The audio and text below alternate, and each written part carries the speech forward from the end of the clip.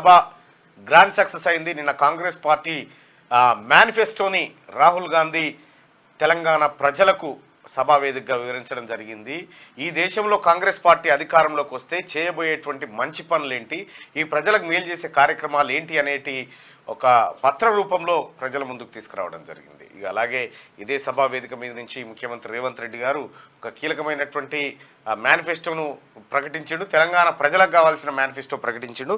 కేసీఆర్కు double bedroom ఇల్లు కట్టియడానికి నేను సిద్ధంగా ఉన్నా, అది కాకపోతే చెర్లపల్లి జైల్లో కట్టిస్తా అని చెప్పి ఆయన నిన్న చెప్పడం జరిగింది. సో మొత్తానికి నిన్న కాంగ్రెస్ శ్రేణులు అంతా ఉత్సాహభరితంగా సభలో పాల్గొన్నారు. ఎక్కడికక్కడ ట్రాఫిక్ జామ్లు అయినప్పటికీ కొంతమంది సభా ప్రాంగణానికి ఇంకా చేరుకోలేకపోయినప్పటికీ అనుకున్న స్థాయిలో కాంగ్రెస్ పార్టీ సభను సక్సెస్ చేయగలిగింది.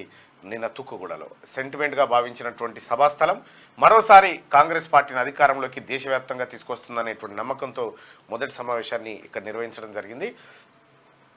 రాష్ట్రంలో ఉన్నటువంటి అందరు మంత్రులు అలాగే నాయకులు ఆ తర్వాత మిగతా ముఖ్యులంతా ఈ కార్యక్రమంలో పాల్గొన్నారు. ఈ సభ వేదిక మొత్తం దద్దరిల్లిపోయింది నిన్న సమావేశం ద్వారా.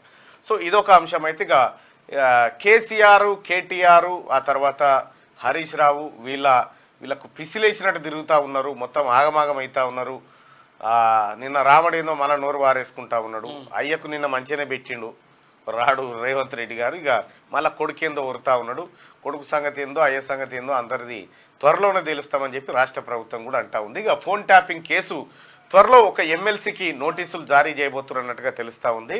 మొత్తానికి ఫోన్ ట్యాపింగ్ కేసులో సకుటుంబ సపరివార సమేతంగా దొరికేటువంటి ఒక అవకాశం కనిపిస్తూ ఉంది. వీళ్ళందరికీ బంతి భోజనాలు చెర్లపల్లి జైల్లోనే ఉండేటువంటి అవకాశం అయితే కనిపిస్తూ ఉంది. ప్లేస్ ఎక్కువ ఉంది, మంచి వాతావరణంలో ఉంటుంది కాబట్టి వీళ్ళందరికీ ఒకే చోట ఉండేటువంటి వెసులుబాటు కూడా దగ్గరలోనే ఉన్నట్టుగా తెలుస్తూ ఉంది.